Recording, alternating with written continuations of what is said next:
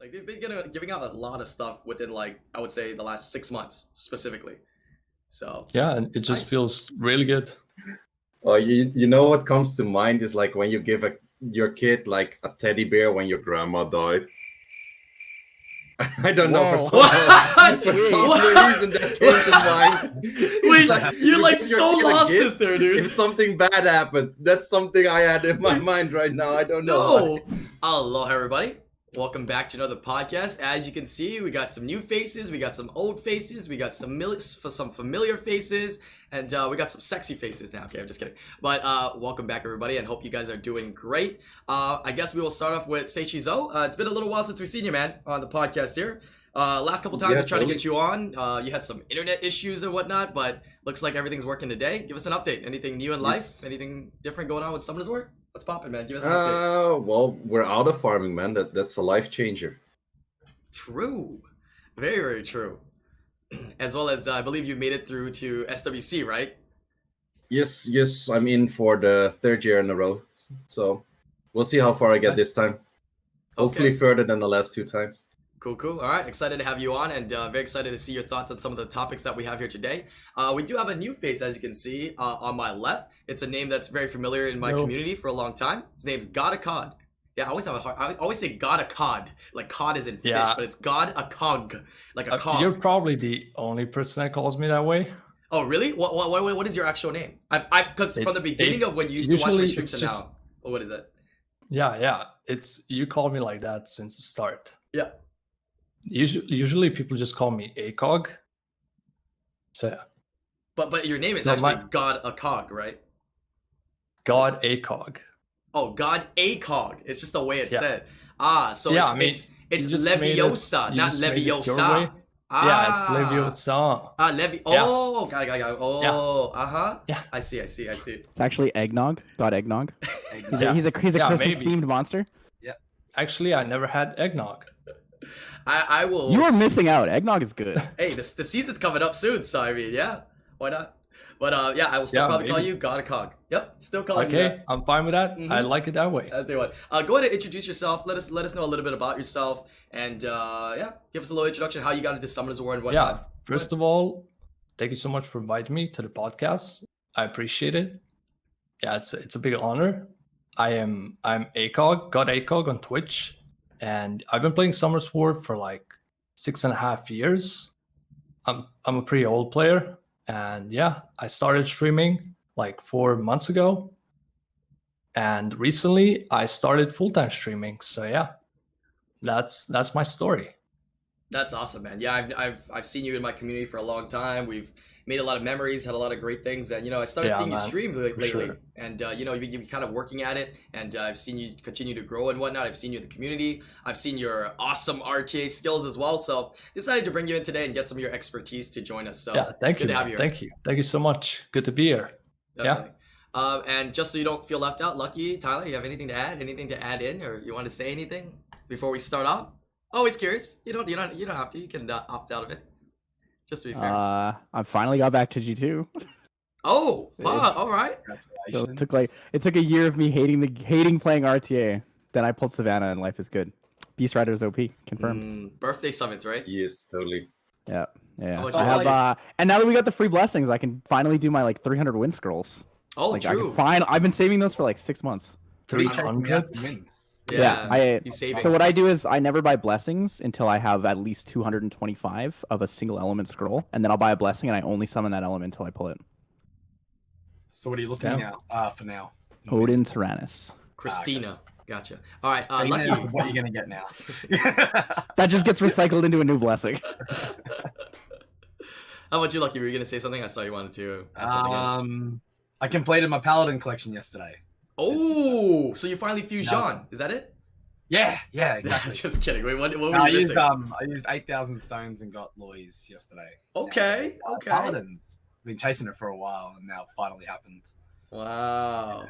Must be. It wasn't a nice. 1 stone, 1 nat 5 thing like the Varad, but I mean, 8,000 stones for a new unit. Why not? Bro, Nice. the last time you did that stone summon, you got the Vrad and like the first like stone summon, the first lightning. That was ridiculous, dude. Yeah, That's I so did an ridiculous. intro to it and everything, and then it was like, now what do I do? I need 9.5 minutes of filler for Word. YouTube. But yeah, Definitely worth. All right, sounds good. Let's go ahead and dive into today's topics that I've got lined up. Topic number 1 is new event, right? As you guys have probably already seen and kind of heard, this event that just got released is pretty good. I mean, lots of free stuff, right? Lots of resources, lots of scrolls and whatnot. What's your thoughts on it? What's your take on it? As well as, what kind of runes are you going to be taking, and what kind of runes do you suggest people to take, since we can craft, 2 legendary 6-star runes from this event? We can start off with, we'll start with Seishizo. What's your thoughts on the event, man? Are you excited? Yes, pretty cool event. At first, I thought we had the +6 again, which was insanely OP. Like I was like, yeah, the +6 is, and then I was like, no, it's just okay. Hold on, it's just the rune, So in that case, I would recommend people to go slot 2 speeds and slot 4 crit damages, simply for the reason because if you go slot 4 and slot 6 HP, you want the speed. If it's not speed, it's a shitty rune. You have to re-up it, but there's no innate. So it's pretty bad. If you get like all good stats throughout the board on slot 4 crit damage and slot 2 speeds, they can roll in anything and it can still be usable. Fair. I like that analysis. Yep. Anybody else? Anybody else who wants to go next? Go ahead. Don't be shy. Yeah, I want to say the same pretty much. Slot 2 speed is definitely the best choice because you're actually not going with as much RNG as you're going with the other slots. Because whatever you roll pretty much on the slot 2 speed, you're going to have a lot of value. If you go with the other slots, you're basically chasing the speed more. And yeah, it's kind of risky to go for other slots. Slot 4 crit damage, same as Say said.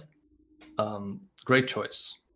Great choice. Unless you really need a specific slot, specific rune for a specific unit, and you're really chasing it, maybe as a endgame player, you can like choose whatever you need. But for everyone, I would suggest slot 2 speed and same crit damage, probably best. I agree. Yeah. So unless you're looking for something specific, I'm really looking to finish my my energy set. So I took a slot 1 energy for my my one of my war bears. Yeah. But Lucky, what are your thoughts on this? I think slot 2 speed is pretty much the go-to. I think you take one of those for sure. The other one I would say, look at where you're lacking the most. And it could be a slot 4s, it could be a slot 6s. Just see what you're lacking the most of and target that slot in particular. But I think slot 2 is probably one of the better runes to always take in these sort of events, especially since it's not the +6. I think we were kind of spoiled with the +6 with the anniversary event.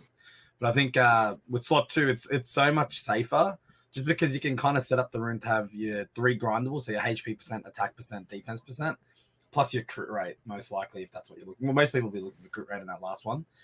And those rolls can't really go wrong. As long as you get high rolls, the rune will almost always turn out okay for you to use on pretty much any unit. So me personally, I've taken a slot 2 Swift speed. I found that my Swifts are a little bit on the weaker side. And then slot 4 will crit damage is the one I've taken for now. That's fair. And you tell me? So I personally will be taking slot 4 Swift crit damage and probably a slot 6 HP percent will, because those are specific runes I'm lacking the most. However, I kind of disagree with the like, as a generic player, you should take the speed slot 2 and a crit damage slot 4. I agree with that. I actually think you should, as a generic player, you should take crit damage slot 4, HP slot 6, and you should take the will crit damage rune and the HP slot 6 violent. So the reasoning for that is because people don't really farm will runes as much anymore. Necro's less common than it is in the past just because Lunia exists.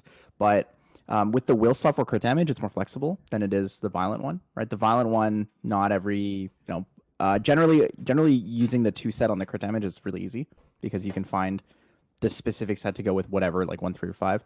With the reason I don't say speed slot 2 is because if you're not endgame and you're not pushing higher levels of PvP, you actually don't need really good speed slot 2s. You can just get away with having speed as a main stat and then having like a mid-rolled blue rune or something like that.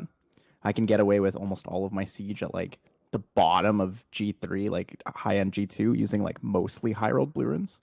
So I don't think that it's absolutely necessary to pick up the speed slot 2. It's definitely a safe option, like you guys have said. You're guaranteed to get a max blue higher, so like probably like a mid-rolled purple. But I think that taking 18 speed on a slot 6 HP percent will rune is way more valuable than it is to take a speed slot 2. And this is coming from somebody who took the speed slot 2 last event. Yeah, I remember you did take it on this Well, event. the thing is, your slot 6 can end up at 6 speed. So Yeah. that's the issue with this event. Yeah. Yeah. The one I thing mean, I will still think say- it's worth it. I still think it's worth it, right? Like the quad roll on that is potential exists, right? Even if you roll every other stat, the only like bad outcome is if you roll every single stat min rolled. Otherwise, like it's pretty good no matter what. Yeah, I don't think there's a real wrong answer there anymore. I think with the runes now being 6-star in every dungeon, well, and all the B12s, like you can get away with the pretty solid blue speed slot 2. You can also get away with the pretty solid HP slot 6 blue from dungeon runs, because if you end up rolling double speed, that almost for most people becomes usable, especially with the talking about slot 6 HP percent there. So I think it makes it a bit easier. It is just trying to fill the gap of where you are lacking the most. If you are lacking at slot 6 HP percent, then yeah, by all means you can take the gamble on the rolls. But yeah, it just depends on where you are at the point where you are in the game. Yeah, I think for a player that's more towards that earlier mid game, I think the taking the route of the crit damage slot 4 and HP percent slot 6 is actually pretty solid. Speed slot 2, again, everything you guys said about it is very true. It's a true merit. It's going to give you a very, very solid rune. It's going to be very safe. But going back to Tyler's point, yes, you can actually get by with a lot of speed slot 2s that you already have, right? Purples, blues, even with like white ones, because the main thing you need there is the 42 speed. That's the main thing, right, that you need from speed slot 2s. Something on top of that is that I think that whatever you guys take, I think the 3 best options, if you guys are players out there are gonna choose, I think speed slot 2, like we discussed, crit damage slot 4, and HP percent slot 6. Those should be the only ones that you're kind of really looking for to really get. I would avoid HP slots 4s because going back to what Seishizo said, that rune in specific, right? He said 6 and 4, but 4 in specific, you kind of really need speed for it to be really good or for it to be viable. As well as if you hit like crit rate and stuff, it's a bit awkward, right? Compared to like getting it HP percent slot 6. So that's why I think HP percent slot 6 is good. I don't recommend attack slot 6 just because, it has a lot less merit to be reapped since a lot less targets will be needing it. Whereas an HP percent slot 6, if you were to, end up hitting really, really bad, all low rolls, it does have a little merit to throw in a re-app, even though it's not innate, because there's a chance to hit it into some kind of bruiser rune or a speed rune, right? So 2, 4, 6, speed, crit damage, HP, right? Any kind of combination you want of violent and will, I think is going to be great. Let me ask you guys this. Actually, Okay, go ahead. for the attack slot 6, I feel it's not that bad because Really? HP 9 out of 10 you just want speed. Like it's going on a support-ish kind of unit, you want speed. Mm-hmm. On attack, speed is good, crit rate is good, crit damage is good. So you have 3 rolls where they're not necessarily always good on an HP rune, which are good on an attack rune.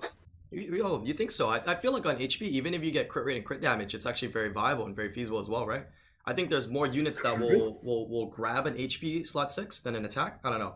I feel like there's just less units that you'd use attack slot 6 on than If you're HP. not, That's definitely if you're not a higher tier RTO player, you end up using attack slots more than you use HP slots. Like you need really? good stats on, right? Because when you're building supports in like the mid game range, you only really need like a roll of speed and then a roll of defense, or like a lot of people will use like a 12 speed rune and grind it just because like that's enough for them. All they need to do is speed tune that support and it can't get one shot, right?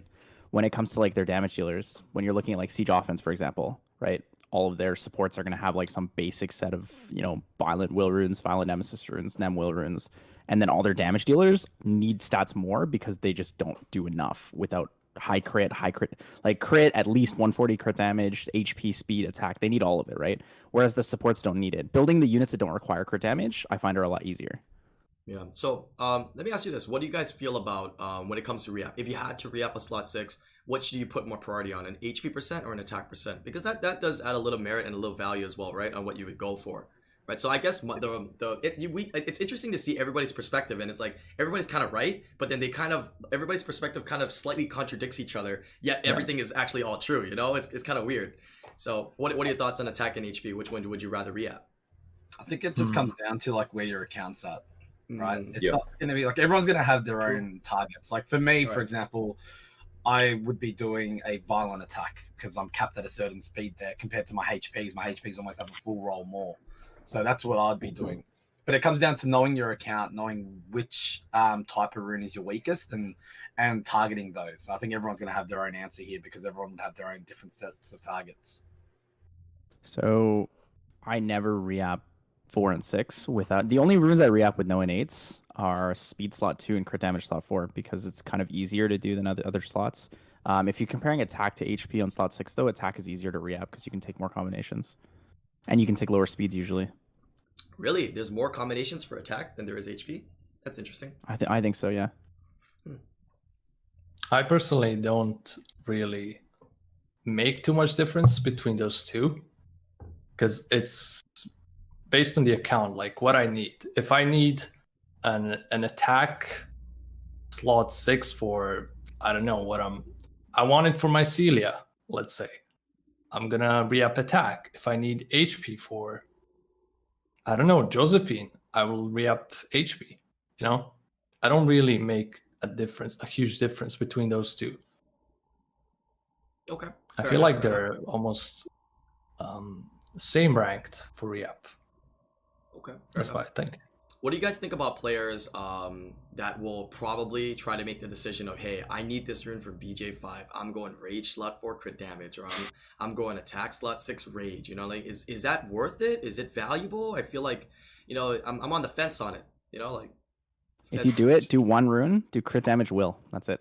I agree with oh, Because then you can use that. You can use that anywhere, anyways. So it doesn't matter. Yeah. That's a good Right. tip of advice. Yeah, I like There that. you The go. thing is, you can BG5 with blue runes and artifacts right now. It's super easy. You could do it before artifacts came out too. You could do it with blue runes and high grinds. All you needed was like 6% on your grind, and you needed like 1 off a max roll on all blue runes, which is like very obtainable.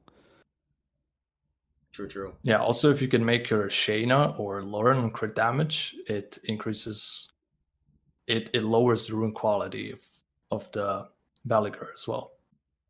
That's true. That's very true. Yeah. So basically, avoid taking rage and stuff like that specifically for these dungeons. Is that the consensus? And if you are taking something for dungeons, try to go with multi-purpose with like will crit damage, right? Where you can use it elsewhere in the future. Yeah. The main reason why we don't bother anymore with like picking runes for BJ5 is because we have auto farming and we have B12s. Like you're going to get that set for your Belager very quickly. It's not that hard. Once you get into B12 Necro, which is the easiest I would say to run at like sub 1 minute or even sub 1 minute 30, then like you're going to get those faster, like probably 3 times as fast as you used to get them. Fair enough. Okay. And then we also have artifacts, right? Like you get an artifact that's 200 flat attack, 200 flat defense, or 3k flat HP, right? So good. You take that. You don't even need a roll of crit damage. You don't need a roll of attack increasing effect. You don't need any of that. The biggest gate for BJ5 is still honestly farming fire runes because it's just time. It just requires a lot of time. Agreed. Yeah. Yeah. Fair. So anything else on your thoughts from the runes to the actual event? I mean, pretty good, right? Pretty solid event. I didn't expect them to give so much stuff. It's like 30 scrolls. It's actually kind of nuts, right? An insane amount of crystals, energy. Am I missing anything else? Street Fighter scroll, reapps. Is there LD Devilmon. somewhere in there? There's Devilmon in there. Blessings. There's Devilmon. Devilmon. Oh, the free The free blessings blessings gave are us. Yeah. Mhm. Yeah. Like damn, man. Like at what point do we go like come to us? This is a little bit too much, man. Like do you get that feeling, or is it just me? Like sometimes when you get too much, you kind of feel like, oh man, like what's going on? You know what I mean? This is kind of weird. This feels kind of strange. I like it, but you know what's going on, man? Like they've been giving out a lot of stuff within like I would say the last 6 months specifically. So Yeah, it's- and it it's just nice. feels really good. Oh, you know what comes to mind is like when you give your kid like a teddy bear when your grandma died.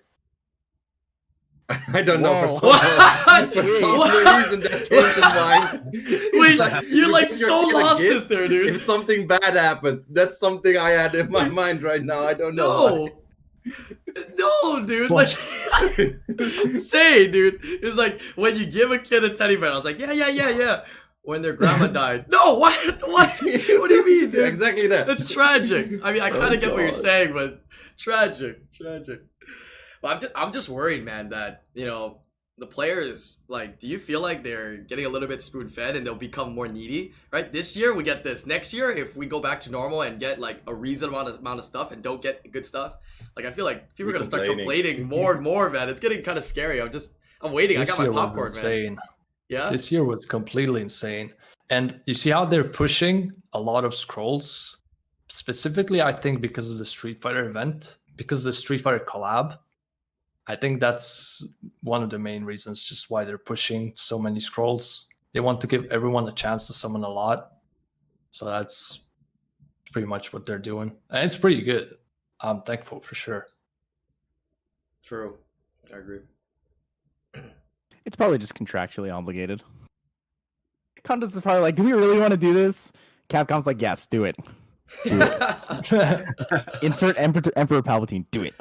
You know, I mean, technically, because the way I understand how IPs work, everything needs to be approved. You know what I mean? Like every dot, every T needs to be approved. This was already all premeditated. Like these events with these prizes and rewards were probably all planned out ahead of time because they had to get it confirmed and agreed upon. Even the images that you guys see in the event and whatnot, I all got to get approved by Street Fighter, right? The IP that they're using. So I mean, this was all pre-planned. So it's nice that they planned all this stuff out with all these resources. It's great. It's really, really good. Were you guys surprised that they came out with the second set of special collab packs?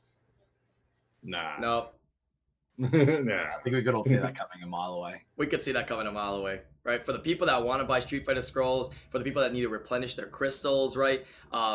Their business, they're gonna make some great money off that. But I did not see the freaking blessing coming, man. That is ridiculous. Everybody and their mom's dad frog got a blessing that's not just a 5-star, but a 4-star blessing as well. Like what? We just talked about it last week. I can't believe you just emphasized a 4-star blessing over a I know, 5-star right? blessing. What's that? No, wait. I just said no. I said that. You're they're like, giving us a blessing. 5-star, but a 4-star. 4-star. No, because like You guys really excited. But you know what's the best and the most exciting? The 200 energy is the most exciting. You like that? I emphasize that even more. I need that Oh my energy. God. I have one crystal. Oh, How do you Lord. get one crystal? I Funny farmed thing- everything down to nothing. Oh my god, dude. Yeah, the funny thing is, I was like, a couple days ago, I was like, okay, man, I got a lot of crystals. I got 600 crystals. You know, I might be able to spend a bit on a blessing because I really want a Barbara. I really want it, and I buy a blessing. 2 days later, they give a blessing. Fuck. Hey, you have 2 now. Hey, nothing wrong with that, technically, right? Yeah, I mean, yeah, I guess You can there's skip not. next one, yeah. Yeah. True. Very true. Let me ask you guys this though. This was not a planned topic here, but it's kind of a topic I want to add in, and it's a topic on crystal consumption and energy. Do you find that there's going to be a little bit more of a problem now, right? That's something that's rising, right? It's kind of one of those things that become a problem that's like a good problem that, I don't know, it's kind of weird. People are saying, hey, now I'm auto farming, come to us. You better give me more crystals. You better give me more energy. Or, hey, come to us. Auto farming is making me farm and lose all my crystals. Now I have to spend more. Like, what do you feel? Like, is this a good problem? Is this a bad problem? Like, something to talk about. What are They your already thoughts? addressed it a little bit. Yeah? With the siege improvement of the boxes, they give yeah. more crystals from there. Now they just have to fix world boss. True. We already get over 40,000 crystals a year free. Yeah, that's nuts. That's a lot of money. That's $1,300 of crystals for free every single year. Like, I don't know. I think they give a lot. I think they give a True. pretty good amount. We have events get better and better over time, and we progressively get better rewards. I think that people should just be honestly very happy about what we're getting right now. And, you wanted to play the game. You wanted to be able to like spend less time on the game. Now you want to spend more time on the game. Make up your mind. Exactly. You Like, can't make No, up we your want mind. to complain. You can't don't have get it. both We want to ways. complain. yeah. But it's I mean, at the end of the day, we're getting more resources, so we're getting to farm more. That's it. It's faster, but I mean, it's faster in some way for sure. But still, we're getting more resources. We can farm more. So do you think this is gonna lead Comtuous to have to like give more crystals then or whatnot? Because like as a game developer, you at the end of the day, even though people are consuming your crystals quickly, you have to think about what to do. Like either to sell packs so people can buy it so it can keep farming, or you got to give more resources because the thought process is you want people to constantly play in your game, right? A lot of live time and active time. And now if free-to-play players use all their crystals, I mean, what's left? A, they may complain that they want more resources, which we just kind of addressed, but B, I mean, you want people to play, so what do? You kind of get this energy and like consumption issue. What are your thoughts, Lucky? I think in terms of what Tyler already said, if you look at Summoners War as a game, it's probably one of the more free-to-play friendly ones out there with how many resources that they give out on a monthly basis, right? I think the issue a lot of people are facing now is that the auto farm function has just allowed them to farm a lot more than they may have been able to before in terms of activeness, right? So they're using up a lot more energy, using up a lot more resources. comes down to a bit more maybe around resource management, and going around it that way. Yeah, I think it's just resource management. I think it's trying to adapt to it, because you may previously been using crystals for other things, but now if you know, for example, shop refreshes, you may not want to do shop refreshes anymore, because you might want to actually have to use those crystals now to farm. So Here's another good example. Premium Pack 2. I used to buy Premium Pack 2 every single month, and now I probably will never buy one again. Because I just don't I will always just farm down my crystals instead. Like before it was okay, let's just throw all these extra crystals I get every month into this and just farm here and there. And now it's just like I can farm without having to pay attention, so I might as well just farm instead because the value's a lot better. Right? Yeah. Do I want that many like 1350 crystals worth of refills, or do I want 11 elemental scrolls and an LD? I probably want the energy more. No, you're gonna be like me. You're gonna sit there, okay? You're gonna buy the Premium Pack 2, and you're gonna enjoy the 11 mummies and 1 hellhound you're gonna get. You see, maybe I would enjoy that if I had an LD.5 already. But I just sit here and just like, I already know this scroll is not giving me anything. I might as well just not buy it.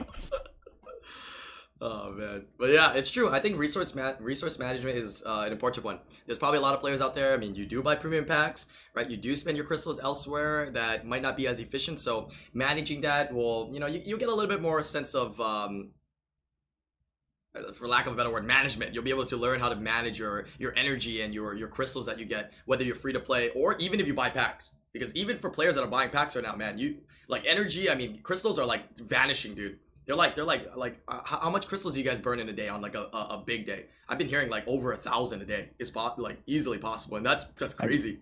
I mean, that's a lot of runes. I'm on 2K. You can burn over 1,000 without auto farming. With auto farming, it's even easier. You can like easily do like 1.5, 2K.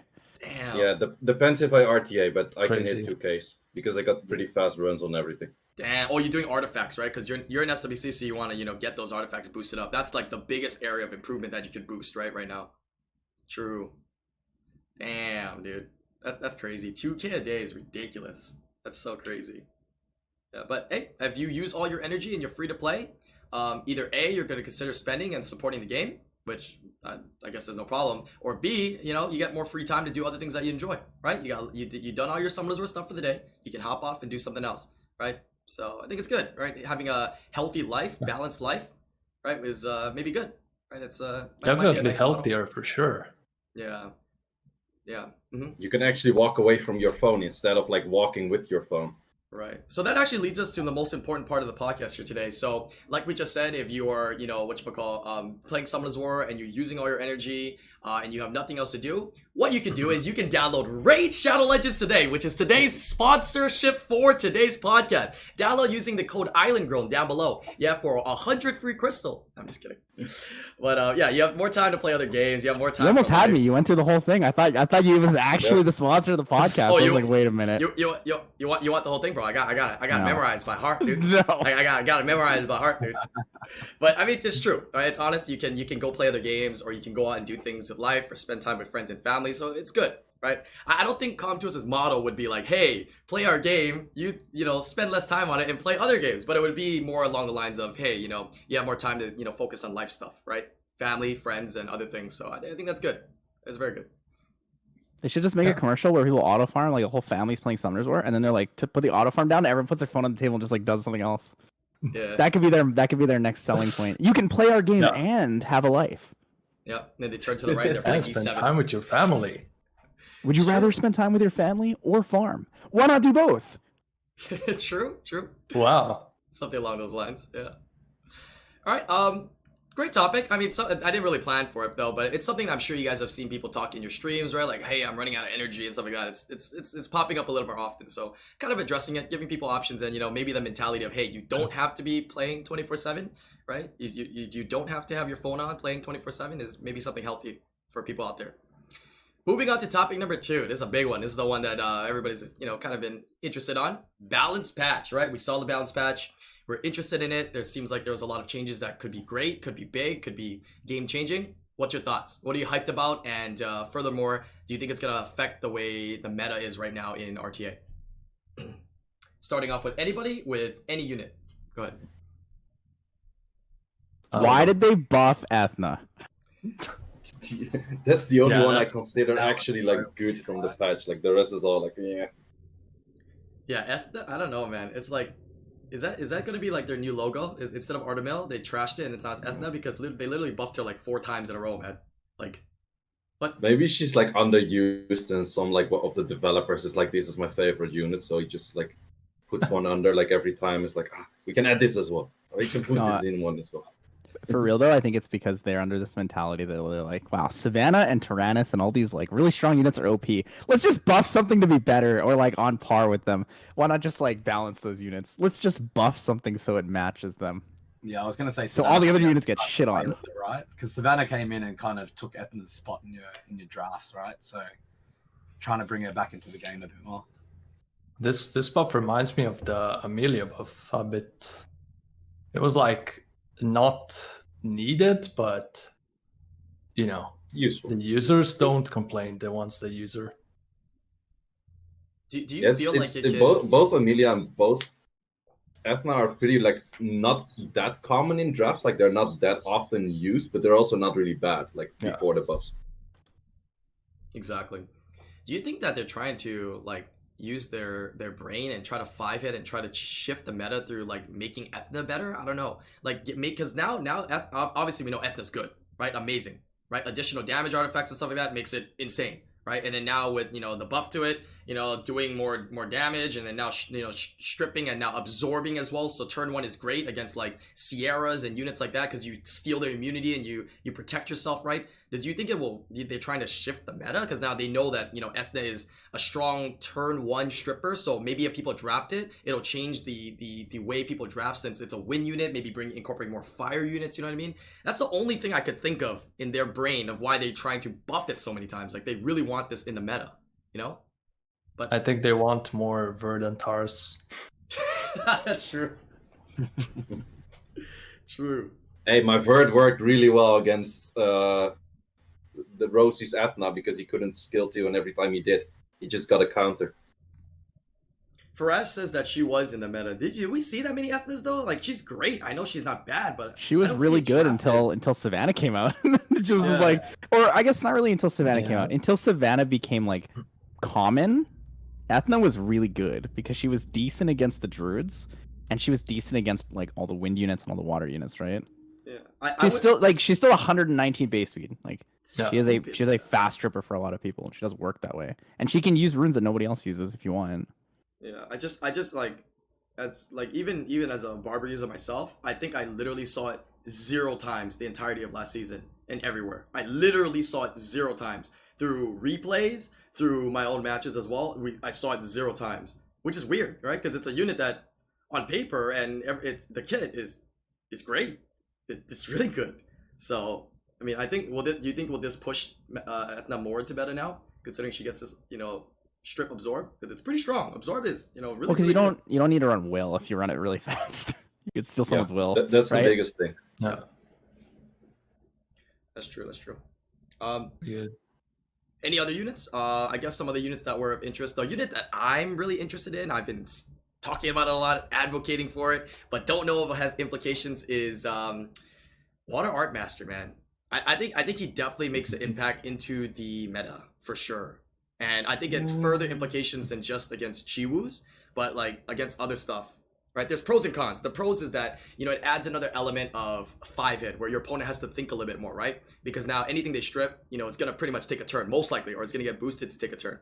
But secondly, the con to it is that your opponent can control you now. You give your opponent the ability to manipulate your attack bar. So there is pros and cons, but I think it adds a new layer. What are your thoughts? I think, to be honest, he's still pretty bad simply because his skill 1 does absolutely nothing, and his skill 2 is a strip with a glancing, which is pretty mediocre strip, which is not even on 100% grade. So for that reason, like, you can have a unit that has as perfect of an S3, but if his S1 and S2 do absolutely nothing, it's still pretty mediocre unit. It's gonna be a counter, like if someone goes like Chiwu, Triton, and then like 3 other like Cleave units. It's going to be a counter against that team, but I think besides that's just it. Yeah, as Also- a last pick, probably good. Yeah. Yeah. Also, you will boost by, what is it, 25%, but you also get reduced by an X amount. And those units on the enemy side are more likely to be in tune, even without, because they are most likely in tune based on just stripping and not pushing back. And then if they strip and push back, you probably still won't take a turn, even if you're boosted by 25%. So for those reasons, I'm not too sure if it's that great. I actually have one. I used it a few times. I felt like it was pretty useless pick in the draft. Fair analysis. Anybody else thoughts on it? I haven't really seen him yet, so I don't really know what to say. I think he can be definitely used. I just haven't seen him yet. I don't have him, so I can't try him out. But yeah, I think he's going to be used.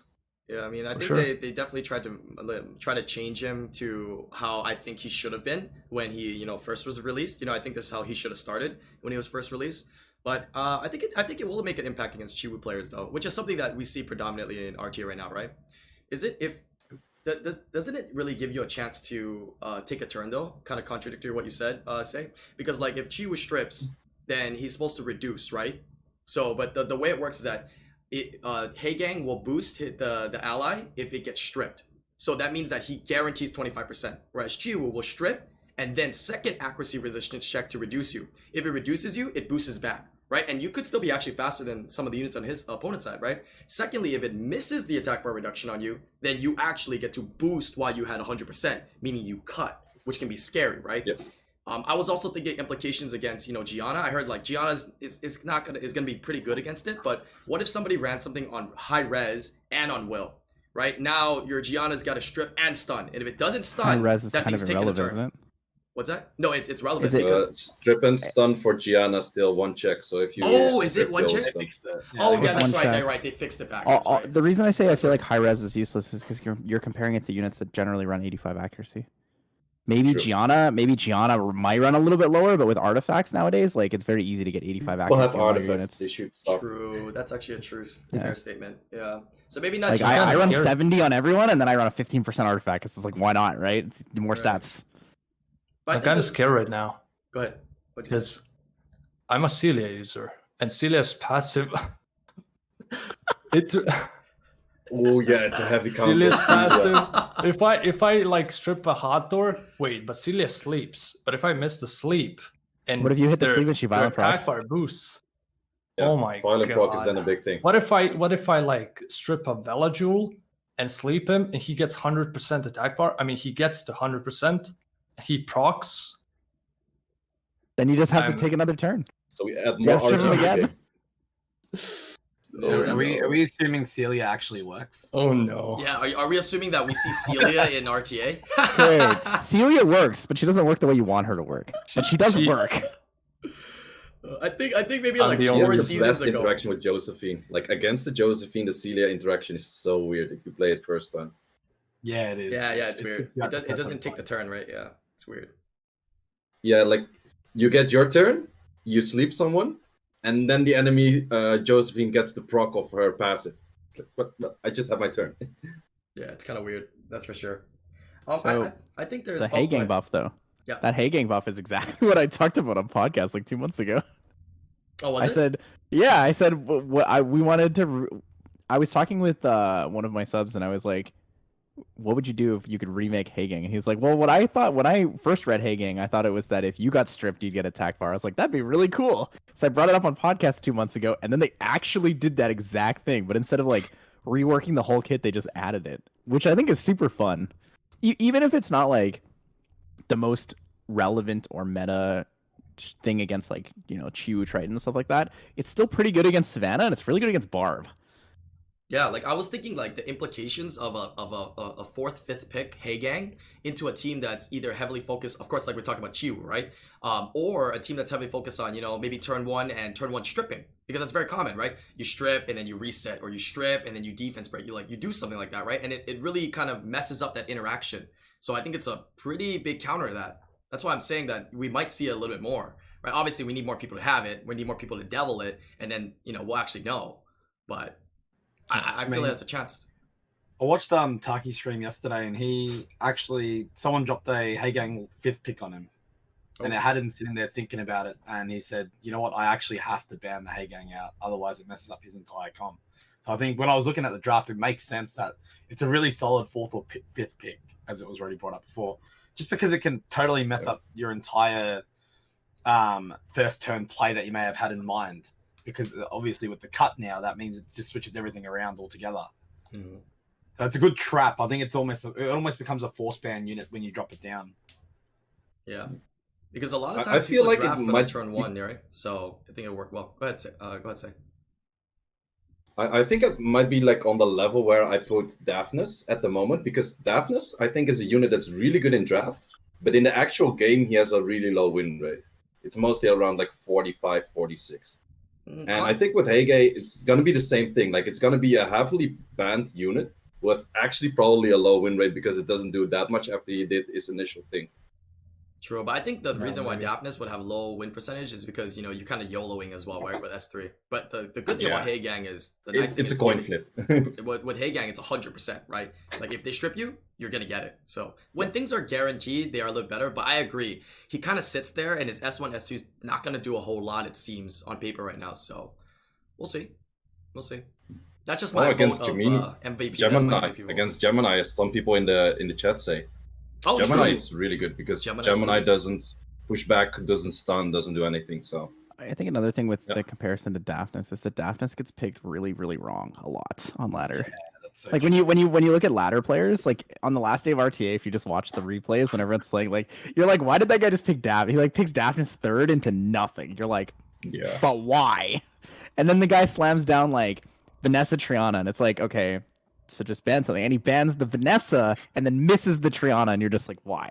Why have you done this? You know, it's hard to make those comparisons. Even like when we look at like the RTA picks in the info website, there's so much data that involves like the lower ranks and the mid ranks that it's very skewed. The only thing you can really look at effectively is like the actual team comps ones, where it's like you look at Sierra, Gianna, Hathor, Chu. It's like, yeah, that makes sense that it's really, Makes a really up lot of there. sense. Yeah. the difference is I have my own data. I don't look at like the general website because it's like mix and matching like seasons in between each other and special leagues in between each other, and I have way more specific data. But yeah, So what's the just helps range out on the more. data that you're looking at though? Depends how much I check. So I have to check like manual. So I just refresh like the best list. And if I just have my computer on, I do that a lot. If I don't, then I don't have that much data. But I can easily get up to like, if I'm like actively clicking on it, I can get like 2,000 matches or something. So that's like G1 plus basically, right? Yeah, it's best. So best is whatever. Like it's mostly like top 3K, top 3, top 4K, I think. Okay. Any other units you guys want to bring in? I guess a lot of people talk about Fire Demon. What's your thoughts on Fire Demon? I think it's a cool new mechanic, and yeah, I'll let If you guys. you have a Nyx, do you think it'll be good? I I wonder. don't know. think? Is Firas in stream? Yes, he is is. he here? He is. I'm right there. I'm waiting for his confirmation that it's good or bad. It's kind of nice. It's kind of nice, buddy. I mean, trust me, you never say what you have is good, okay? Right? You'll never True. say what you have is good. If it is good, you just won't say anything. You won't talk bad about it, but you won't talk good about it. Just don't say anything, you know what I'm saying? Nah, Fadas is not like that. If it's good, he'll tell the entire world it's good. Yeah. But if it's if it's good, he'll that's just true. To a certain extent. I haven't, but I'm waiting for other people to test because I don't want to waste my double ones. That's mostly fair. That's my tactic. We have enough like we have enough like influencers that's like double on everything just for videos. So wait for those. Yeah. If it's any consolation, if you decide to devil him on your bail, at least he's good in the current Alunia dungeon.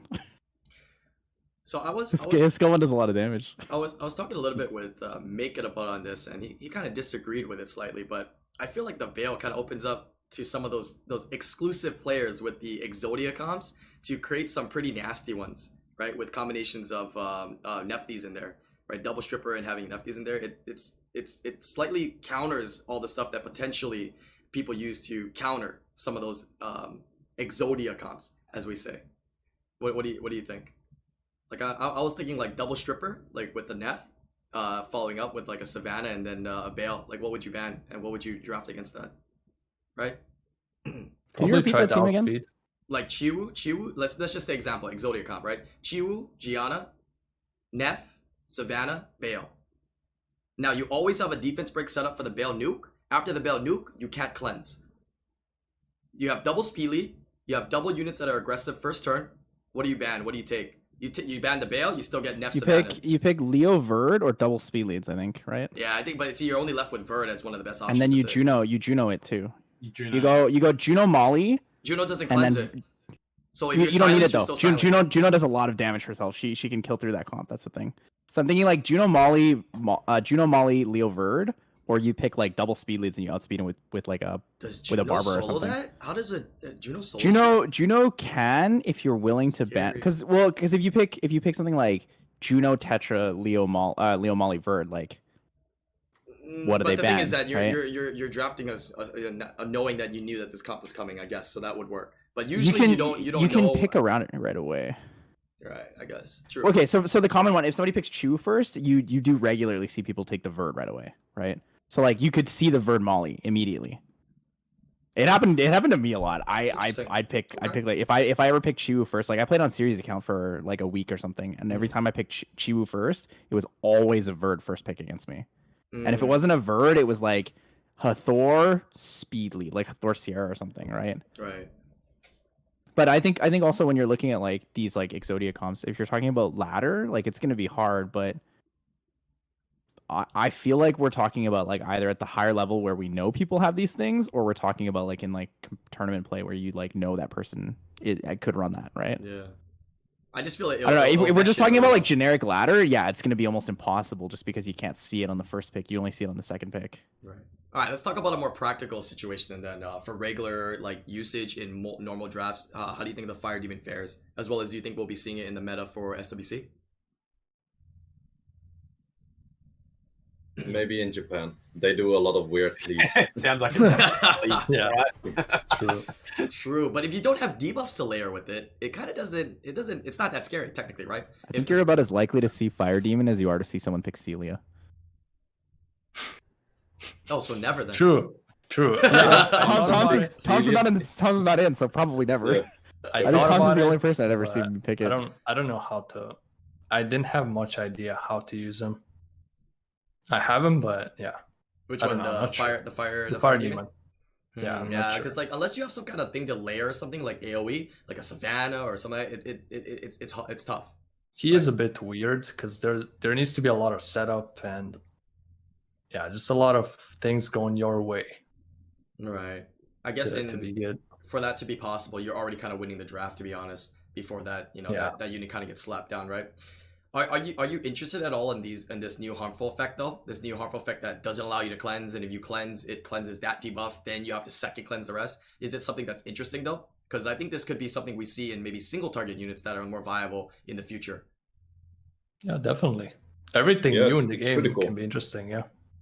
Yeah, kind of scary, no? Like I can't wait to see what kind of unit they buff and give that debuff to, because they give it to something and it's pretty powerful, right? When you're targeting something, especially for a lot of comps that are singling out one unit at a time, it can be oppressive because now whatever you put on that unit, defense break from your vigor or whatnot, they can't cleanse it, or they have to use double the resources to cleanse it. So it's kind of scary. Yeah, or they can just proc. True.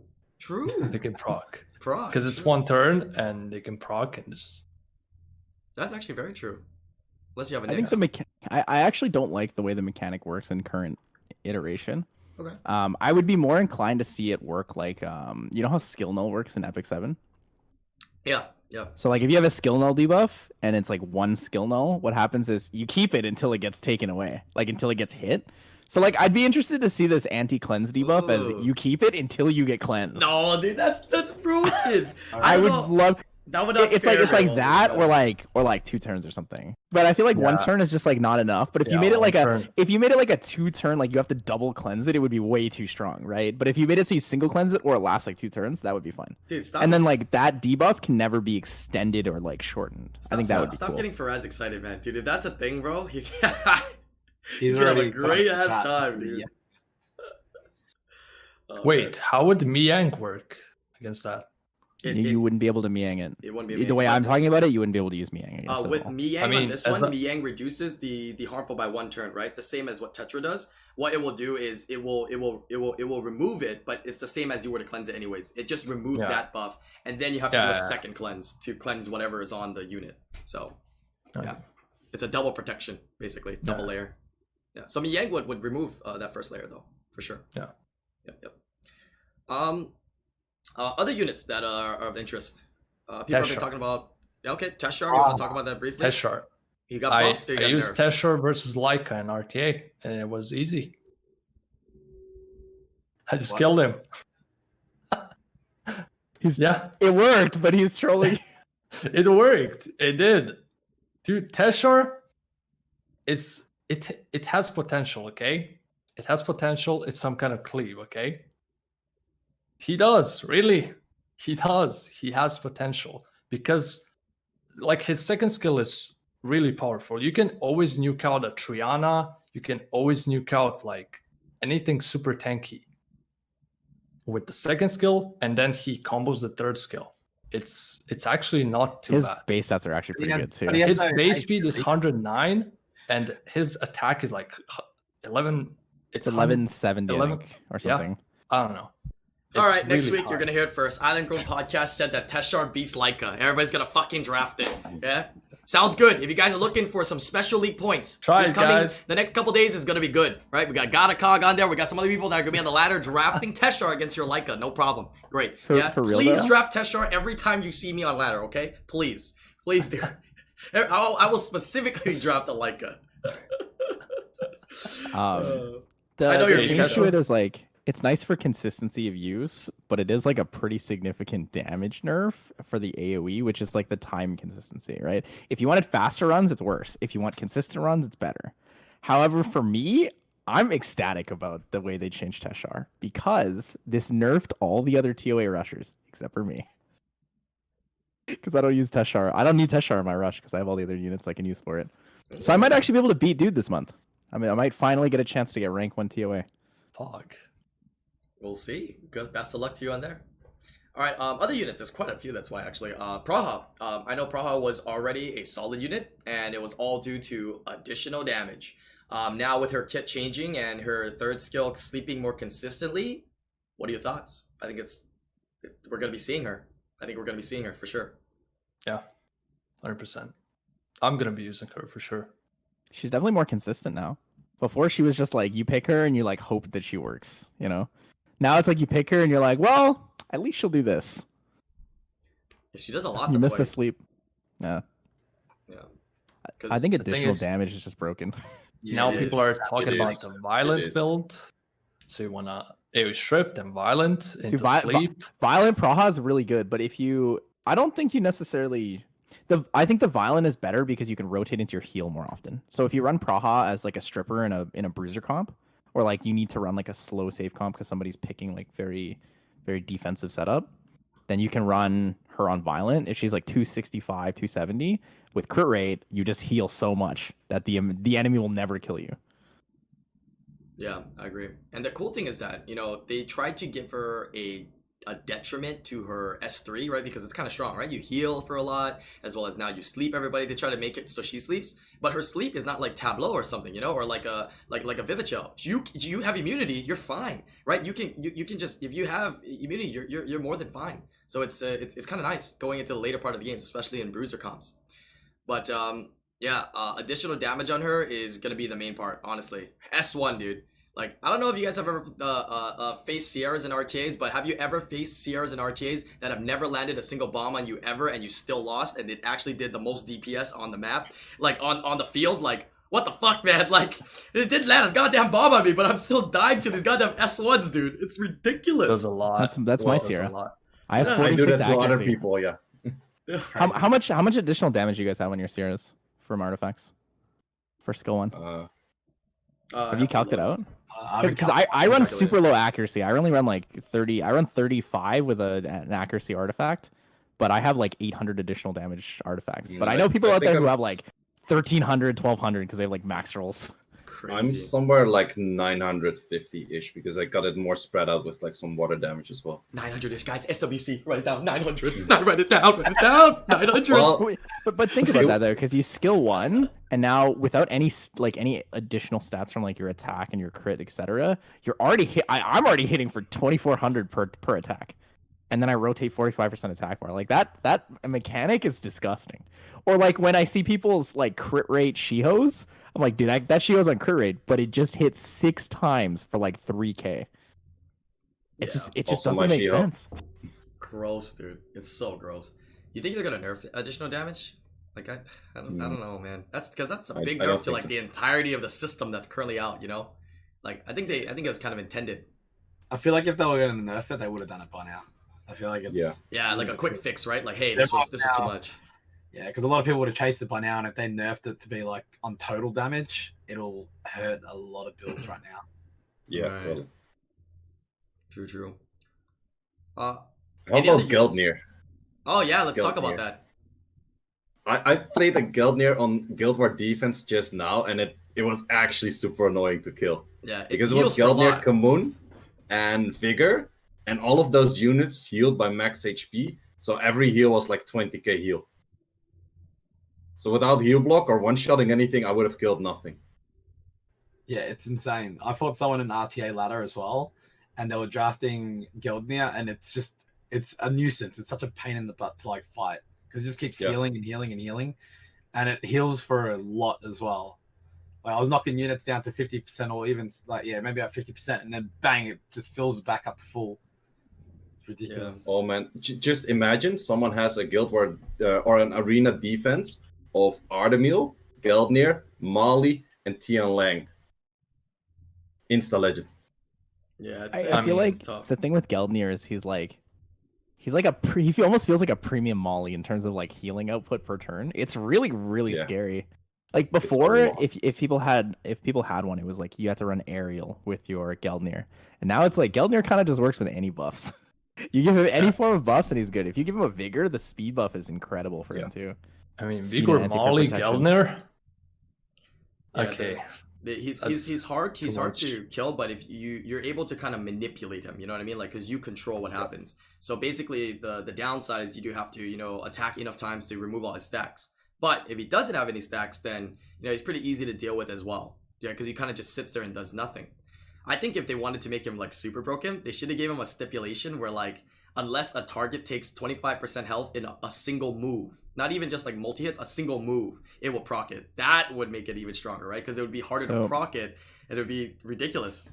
Yeah. What if they changed Geldnir's leader to to global speed lead?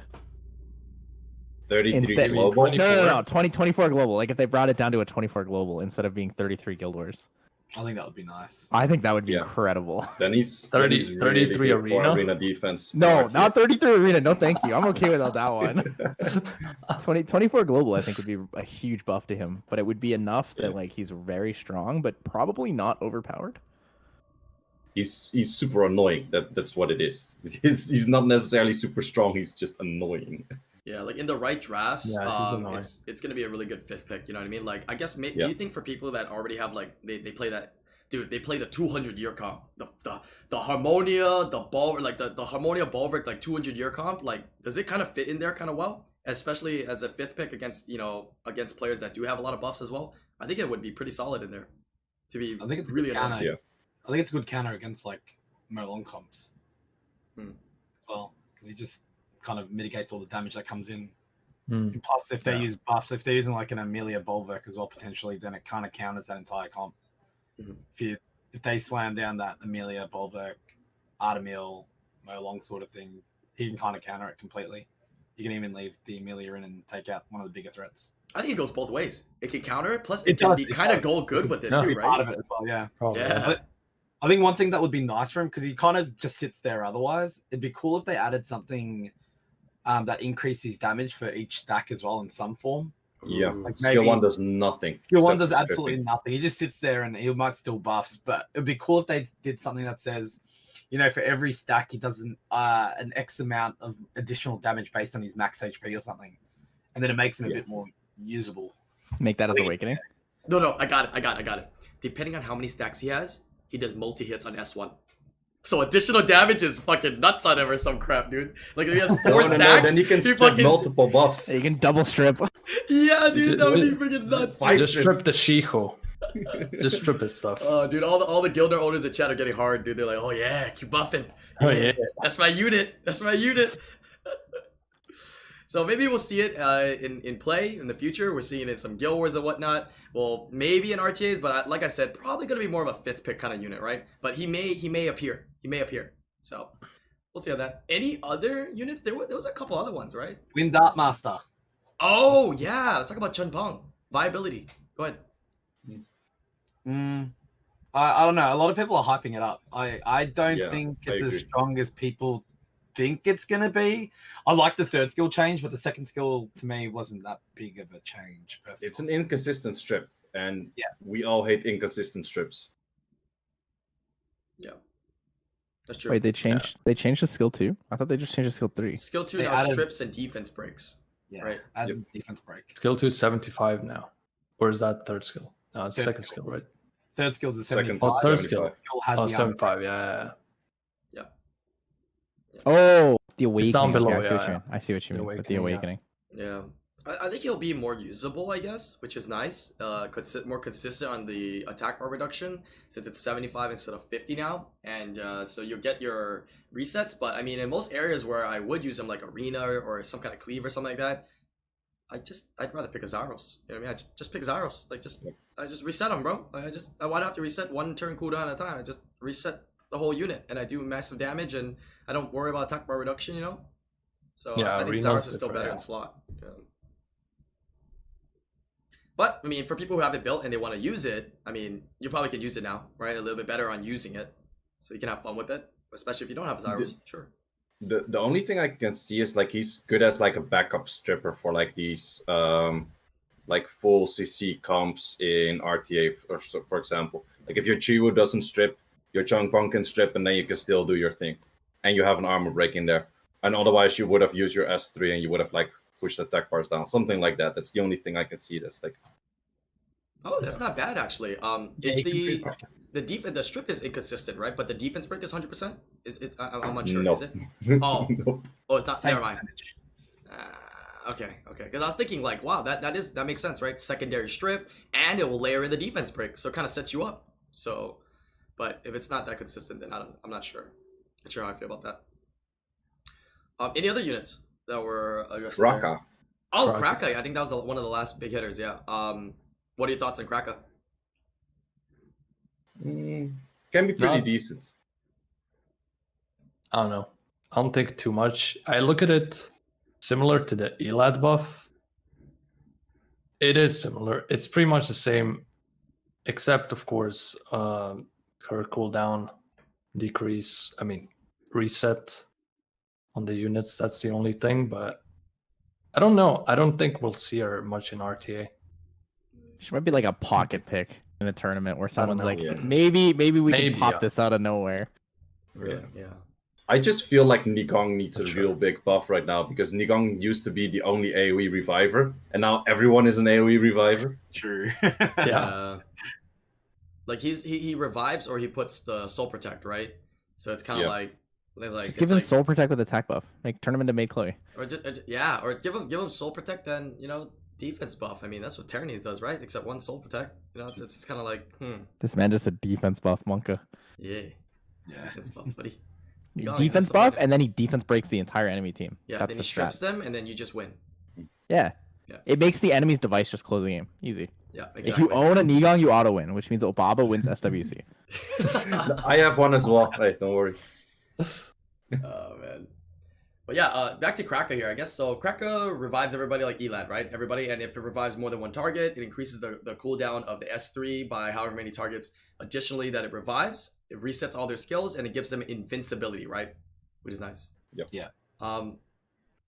It kind of does what it did now, the same thing, right? A lot of so what's I heard some other people told me is that it kind of feels like the same, right? It doesn't make the unit like different where like when you draft it in it'll feel different. It kind of feels the same ish, but I think it can be powerful. I think there are some drafts in some areas where it's powerful. Can you imagine units that are, you know, very strong, that have long cooldowns, or like that are really strong and oppressive on the field? Now, if you don't kill Kraka first, Kraka will revive them, and they will have their skills all over again, right? I mean, some combinations are like, you know, from Tyrannies to, you know, Vanessa, right? I mean, what do? You got to kill the Vanessa first, but you got to kill the Kraka, or else you don't kill the Kraka, then, you know, the Vanessa going to get revived and have the skill again, right? But if you kill the Kraka, then it revives from the Vanessa, and it's kind of like, what the, you know, so it's like, it's a weird thing. But I think it can And be then you add strong. Academy to it, and then it gets difficult. Right. Exactly. So, we'll see. Yeah, I think it's a good anti-cleave, but that's about it, really. I haven't seen too many people use it just yet, but yeah, I mean, it's got a good setup with the second skill. But yeah, I don't know. There's too much immunity out there as well, so it's kind of in a weird place. Right. Yeah, I was actually thinking of devising some strats on like to cleave with it. I mean, no, to anti-cleave with it, right? Because like, what if you just ruined one up on like double nem will? As long as you make sure that whatever damage is outputting that you cannot die to with the Kraka, then you just bring everybody back with invincibility. And guess what? I'm pretty sure your opponent doesn't have a unit that moves in the third turn that has a strip to deal with that invincibility, right? So Yeah, maybe for the Lucian cleaves. yeah, Yeah. Yeah. could be a Definitely. good draft into there, like double nem will, right? Like just make sure you're tanky enough. That's it. It could be pretty solid, I think. Yeah.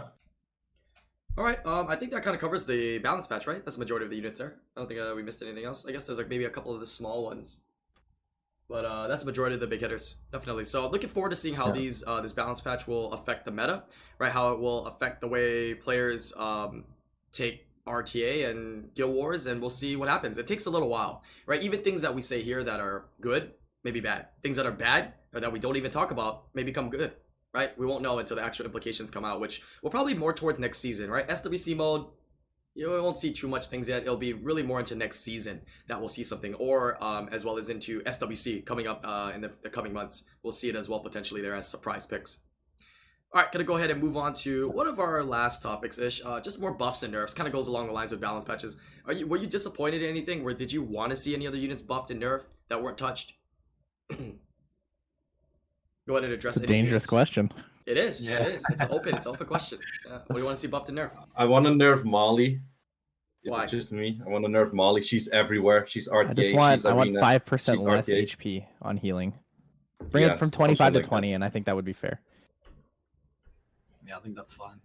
I like that putting Molly on the field puts the glancing threat out there, and I think that that's really strong. I just think that her heal is too strong, right? She's 95% like base speed, so like that is a partial balancing to her. But I think that the amount that she recovers is way too much. If you violent proc over 50% HP is wild, right? Like we all run recovery artifacts if you own a Molly.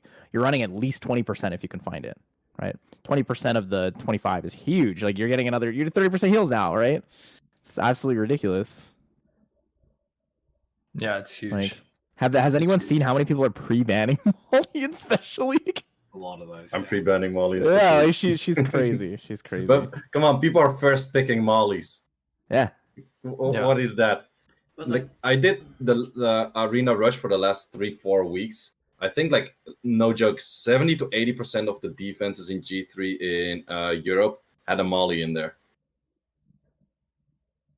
But do you really think she's that hard to play against, especially in RTA? Yes. She is really difficult actually because she also just if you want to strip something and the strip glances, you don't strip.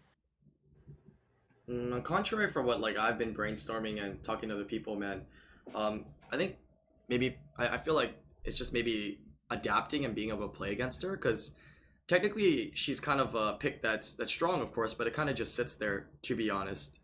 So I So think wait, there are before- ways to play Sorry, go ahead. against her, and I don't think she's necessarily that strong. I mean, I don't think she's OP. Let's just say that. I don't think she's like triple S. You know what I'm saying? But so I think there's ways to play against her and around her, and it's actually oftentimes potentially a detriment, right, to players' drafts to go that way instead. But I mean, I'll leave it So- open it up to you guys. Go ahead. What you just said, I think, is wrong. Say, if you strip, Yep. you always glance. You the two things you can do when you glance is you can strip and you can reset. Those don't apply to glancing. If you strip and you glance, you can't apply the effects though. So like if you strip with Chiwu and you glance, you can never push the attack bar back. Wait, what I said? But you can always get the strip. No, what Say said. Oh, Say okay. said she stops the strip glance. That's actually not true. She doesn't stop strip glance at all. Okay. Just those two mechanics are really weird, and that you can apply It's them on weird. glancing. Yeah. Then either Skid was really lucky or I misread it because my Gianna went 0 out of 3. You might have just gotten resisted. Yeah, You might have just gotten 15%. Like it happens. But Yeah, the whole thing with the Molly is that Molly is just anti-fun. People slam her into It's any super draft, and she's RNG. really anti-fun. It is anti-fun. Okay. Sure. It's super RNG. Like can agree with that. in general, what are we complaining about units that are too RNG? Antares, Diana, Molly fits in, Josephine if she procs too much, Mihos that count like that get critted with like a 15 crit rate unit. Those are just units that drag away like fun from RTA, and we got like Actually- another one which is Molly. She's hard to deal with as well because like one of the bigger counters would be Oblivion, and she just cleanses it. Like it's nothing. You can use Tessarian into it, but it just gets rid of it with the shield with the second. sword. Whenever I pick Tessarian against Molly, he's like a insta ban. They always ban Tessarian. Unless Like, they have I like get the double draft immunity. wrong. It's the only time. Yeah. Yeah. I mean, double immunity, sure. But like again, people are picking double immunity Molly. It's like wow. I mean, Hmm. the most dangerous probably like Molly, Ragdoll, where you can't really like even Molly if you or even Ragdoll if you, Amelia together are really. even if really you scary. ban one, you're kind of done because of if you leave them, one of those two is gonna happen. Either you're gonna crit or you're gonna glance. So either way, you're It's fucked, positive. right? Yeah.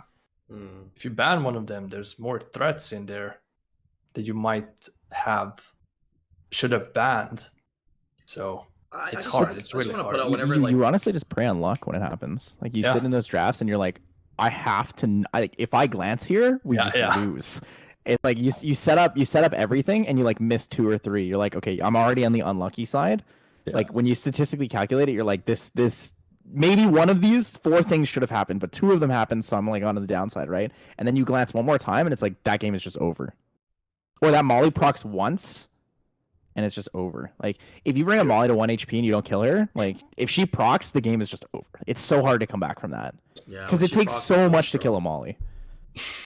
Yeah, I can agree with that. When It's she so procs, true. pretty It's so strong. true. But I'm just trying to say there are ways to deal with her. You know what I mean? And I think a lot of players that do suffer and have a hard time playing against her, just haven't really figured out like how to play and how to draft against her, specifically in RTA. But she is strong. She is strong. If she does get a nerf, I wouldn't be surprised. Does she deserve a nerf? Yeah, it could be on. It definitely should be on the list, right? But I don't think it is as high on that craziness as people put it sometimes. You know, as much as people hype how crazy OP she is. I think there's other oppressive units out there that are, you know, definitely like don't really have a lot of answers to, right? My thing is when you have the ability to answer units, it's better than units that, you know, you can't answer. You know, like units like, I mean, I hate to put people on the bus, but patter, you know what I mean? Like when that's on the field, man, I just have patter phobia, bro. Like I just can't figure out a way to fight it. You know what I mean? So Yeah, Pader's pretty difficult. it's You know tough. what counters Pader? What kind of- Molly. Not necessarily, but sure. I mean, No, but Molly's Molly actually goes good at super good in everything, that right? picture. It doesn't Super counter good. it though. It doesn't counter it, but it can be good against it. Sure. It Yeah, help you it's to really sustain. good. Like it's one of the best win rates against Pader, like in general. The Pater, thing- I Go ahead. yeah, go ahead. Go ahead. Pater, I usually I use a lot of Josephine, so the provoke is like really huge. I love using provoke against Pater and killing him. I do a lot of damage with my comps. I go super aggressive, so killing him off the bat is what I do a lot of times. But yeah, provoke is pretty good. If you're using a Josephine or I don't know, maybe Silence is Bison's also get really good. start. Honestly, even just Maybe damage into people- him is really good. Like Yeah, if you pick damage, Molly, if you yeah. pick Molly Vigor and a Beast Rider, like you're in a pretty good place. Like unless you're Molly. fighting. Yeah, the thing is, Molly mitigates a lot of the damage that comes in from them because their big nuke damages. If they miss one, they lose a ton of momentum, right? Like if one glances, all the momentum's gone, or if your Molly procs once, all of their momentum is gone. Those comps require either procs or like very, very strong whittling you down, which is difficult, and Molly entirely counters that playstyle. To go with the conversation we said about like Molly not being a triple S unit, I think when we look at RTA, Molly's probably not a triple S unit, right? Molly's definitely in the upper S tier. She's very, very strong. But the reason that I think that the players call, and not just us, right? Not just us who do a lot of RTA, the players are calling for the Molly nerf is because Molly is triple S because she's really good everywhere. Not because she's incredible in one piece of content. Not because she's like the best counter to bruisers in RTA or something. She's good in G3 RTA. She's good in G3 Siege. She's good in G3 Arena. She's good everywhere. And that is just ridiculous. That's the reason why I feel like she needs a nerf more than anything else. And I'm not saying we need to nerf her to make her like unusable. I think that dropping the heal from a 4-turn or even like a 3.5 turn full heal to like a 4.5 turn is more than enough. Dropping the heal amount from 25 to 20 means that if you're running a 20% artifact, you get a 0.25% heal, right? That's 4 turns still to get that full heal. And I think that that's fair, and it's also quite strong. Like she's already weaker because she's 95 base speed, right? So making her heal strong but not overly strong, I think is the way to approach it. Yeah, I think we've kind of I think every single week when we talk about Molly, that's still the same like nerf that everybody comes to agreement with. Molly is the old Miho now. Addressing it, right? Yeah. I think more of the way that I'm trying to view it is like I want to talk about how do you deal with it? Because there are ways to deal with it. There are ways to play against it. You know what I mean? And letting the players, have these different ways to deal and play against Molly. Because when you ask the top players or you ask players when they're fighting, whether it's Siege or RTA, hey, what is the hardest thing for you to fight against? Hardest thing for you to fight against? I don't often think that they'll answer Molly, right? Is Molly a solid unit? It's up there, yeah. But is it tough to play against? Like tough to physically 5-head and think how to draft and play against it? It's not. Right, but when it's on the field and you battle, I think that depends on your playstyle, though, right? Yeah. Because if you're someone who thinks very analytically and you want to look at like percentages, like win rates on directions, then Molly is the hardest unit to play against. Molly's the hardest unit to play against. Ragdoll and Verd. All three of those units become easily the hardest when you're very analytic focused because you're like, okay, what's the chance I actually land all of these things? What's the chance that I just get fucked here? What's the chance that this is a violent proc in this situation? What are the chances that Molly's faster than this? What are the chances that Molly is Nemesis and tanky enough to actually survive my Sierra with attack buff? Right? Molly's the rune sets are actually what allow Molly to just be very hard to counter, right? Attack buff Sierra bomb, even if you're hitting 30k, even if you're at 33k, that's a big bomb, right? That Molly can survive it because that's what she does. Molly needs 4 stats: speed, HP, defense, and resist. She doesn't need anything else. Right? Double artifact. That has a true merit to it as well. Yeah. I mean, it's more along the lines of the point I'm trying to get, right? Like when players go into it and they go, okay, I'm playing against Hathor. Hathor is my hardest to play against. I don't have counters for it. I know there's no way I can play against it, right? When you go into a pattern, like I just can't play against it. When I go into a Gianna, I just can't play against it. When I go against her, I can't play against it, right? Molly, you can play against it. Right, but it does have a high win rate. So what you're saying is like right, because it's tough to play against it. But I mean, it's just a different look at. It's just a different view. It's a different account, different accounts, different play styles. Yeah. Because like personally, for me, units in all of like the Legend tournament was Molly. Like in actually like the America's Cup. Or like the America prelim, that's the only place she didn't shine because she was really bad there. She had like 0-6, 0-7 at some point. But in every other region, she was like super shining. And also in the Legend tournament, again, she was pretty much first pick most of the time. Well, but then again, we did have one player that was dominating there that is known to be using that unit the most, right? So it's a slightly skewed statistics there. But, true. That's definitely true. But still, like it's a heavy contested pick, like throughout like top RTA.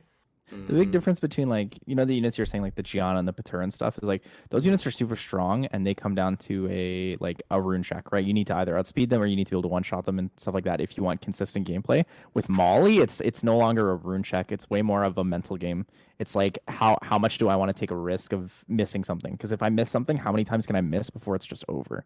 Right, it's difficult, but it's difficult in a totally different perspective. Like I struggle really hard against Pater and Gianna and that stuff because I'm not fast enough to consistently outspeed the Gianna. So I sit there and I'm like, okay, drafting wise, like what do I have to pick to outspeed this or to survive and take turn 2? Right, for a lot of the time, if I'm not going to outspeed it, I take the Molly because the Molly will, if she takes 1 turn, she will heal enough to keep me alive. But when I play against a Molly, I'm like, okay, how many times can I miss before that Molly healing will just stop all of my damage, my team dies. Yeah. It's just a different type of difficult scaling in RNG. One is like, how much RNG can I deal with? And the other one is, how much can I technically outdraft this person? Yeah. So yeah, I think we all come to agreement. It's a unit that is, at the end of the day, not very fun either, right? That's a big thing to play against. That it's kind of monotonous. So hopefully they do nerf the healing, or they do some kind of nerf to her in general, so that she, is a little bit easier to play against. But I think she's, honestly, even with the lower healing, I mean, bro, like, you're asking for lower healing, it's still going to be almost the same thing that you're playing against. Majority of the issues you're going to be running into, you're still going to be running into them with her. The thing is, because she has a very strong kit. Yeah, into what's going on right now. I think she was designed to like punish low damage comps, right? That's essentially what she was designed to do. The fights where they were dragged out, and to punish low damage comps, like the long game CC, Ganny Hathor sort of stuff.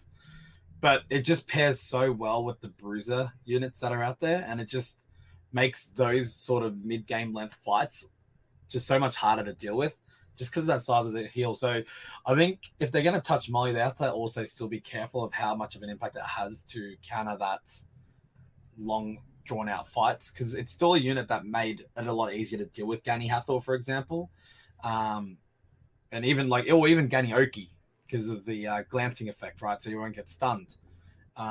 They just need to find the right balance of that. I don't know if decreasing the heal by 5 could be good, but I think they needed to also do something about that shield component as well.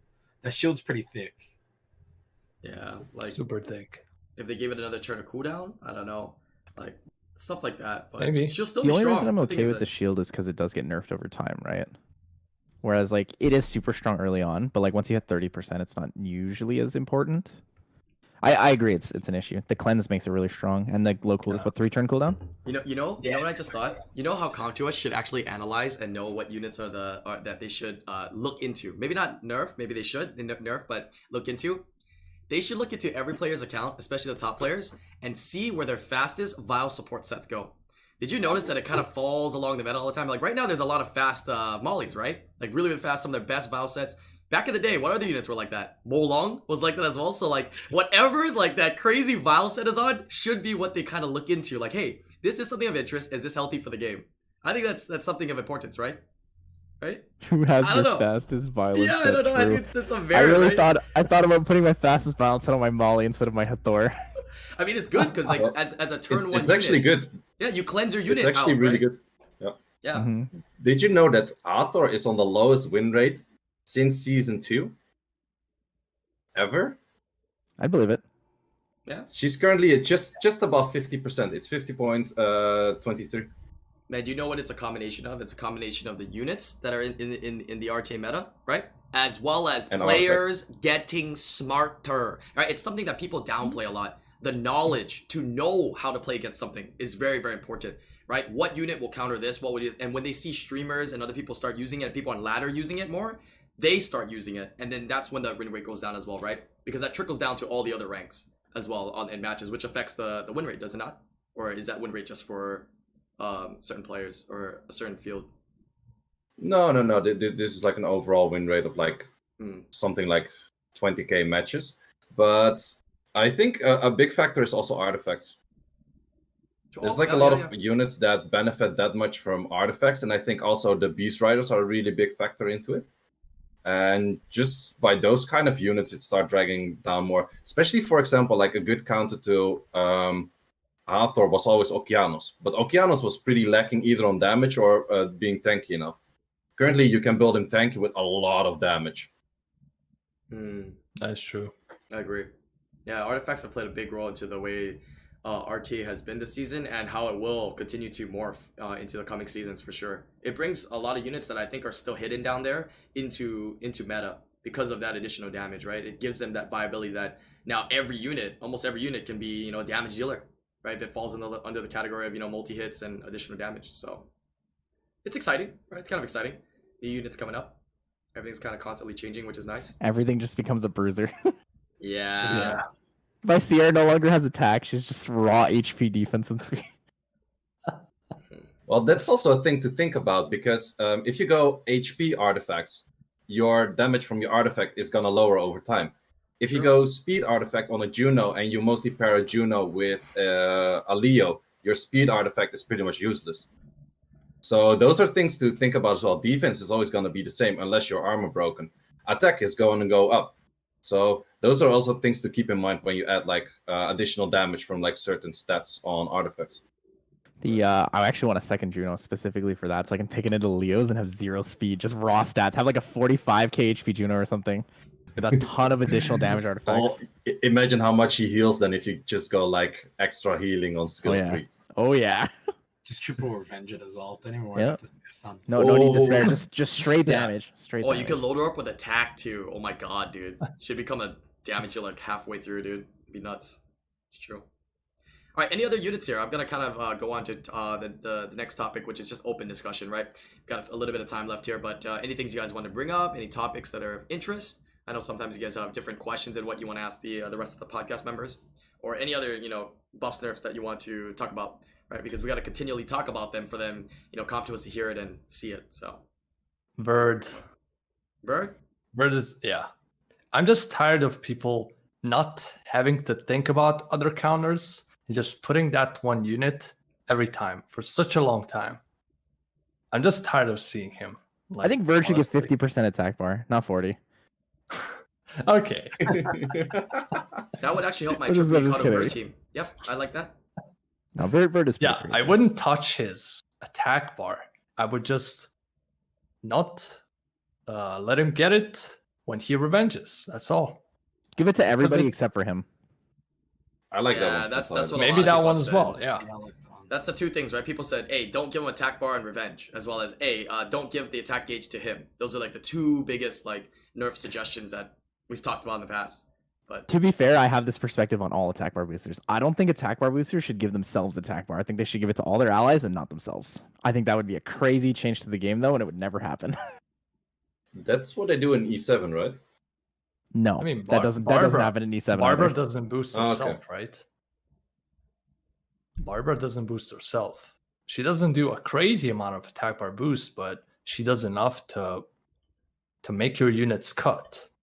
But she doesn't boost herself. Maybe they could implement it on other units as well. I think all units should be like that. All attack bar boosting units should just strictly be no attack bar for that unit. The thing is, Verd is in the meta for such a long time, and it's known. You see a Chiwu, you see a Savannah, Verd, Antares. is it a lot? Think is it about a lot all right the now? people making Icarus. Think about all the people making They can still Icarus. do it fine. Stop They can do it. it They can fine. still They don't do need it. it. Stop it. They don't need it. Stop it. The reason they don't need it is because the Verd actually doesn't need to take the turn naturally if you have 3 Ikatus. So you're still pushing your Ikatus. It'll be pretty close. No, actually, it won't. It'll make a big impact on Yukata teams if the Verd doesn't get attack gauge. Actually, it will significantly increase the Your rune Verd requirement. takes 3 turns in total, I think. Yeah, but it's not enough. It'll increase the rune requirement because the reason is because since the Verd is able to take the turn, he can keep the cycle going even longer. But now if he doesn't get attack gauge, he can't keep the cycle going. You know what I'm saying? He's only gonna get that one. How fast is your Verd? Plus 30. So maybe just higher requirements is probably going to be needed. Just make a 240 speed Verd. That's like not even hard Oh either. fuck! Let me just grab that set real quick. Yeah, But up my just butthole. put it on Not Swift. with It's the not same hard. amount of damage. Not with the same amount of damage. Yeah, You need the the damage right now is Really kind of damage there, so it's gonna be hard to get 240 and. all No, of I that. just don't think a revenge should work with Verd. It's way too stale. He's been there for such a long time, and I just don't like. I don't like when people just have this one counter in mind and they just don't want to think about anything else because there's just this Verd that's better than anything that can counter those teams. So even Antares, I don't think Antares is a problem. Even Miko, like those units, I don't think they're as big of a problem as Verd because Verd has 40% chance. That's like a big chance 45. to actually 45, yeah, to actually mess up your enemy. It's a huge, like a lot of times I want to ban the Verd. And there's a Ragdoll and there's a Leo as well. So You have to ban the It's Verd really- every time. You have to ban the it's Verd. really hard. Well, it depends It's on really what you're hard. drafting, right? I mean, of course, it could be It your does, perspective and of what you're course. playing, but I mean, if there's a lot of AOE, then you're gonna be in a little bit of trouble. But even against Verds, I mean, like there's ways to play around it, I guess.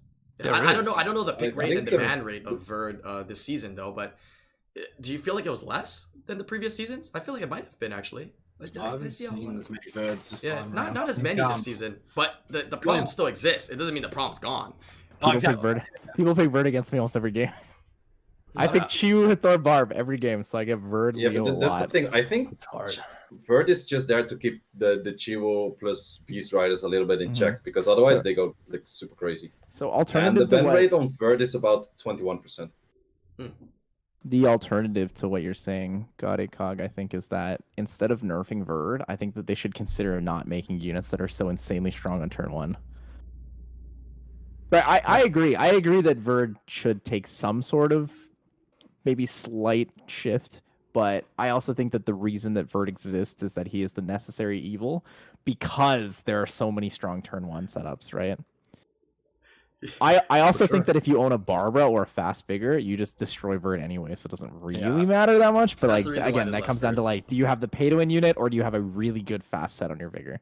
Yeah, it's about runes a lot because he doesn't really need amazing runes, the Verd, to actually work, to actually do what he does. Yeah, Same as you were talking about Molly. It's She kinda does, nice. of course. In the level of RTA that you're in, you're going to see different rune qualities, of course, in every level of RTA. But yeah, less rune requirement is always a great thing. Yeah, so I'm very much an advocate for like adjustments and balance and actually like nerfing units, but I really don't think we should nerf Verd. I truly don't think that Verd himself should be nerfed, mainly because where he sits in the game is so pivotal for like player progression.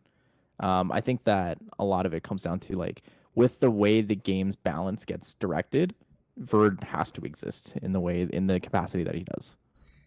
You know what's funny is that like Verge just sitting there like, what the hell, guys? I've been here since the beginning of time.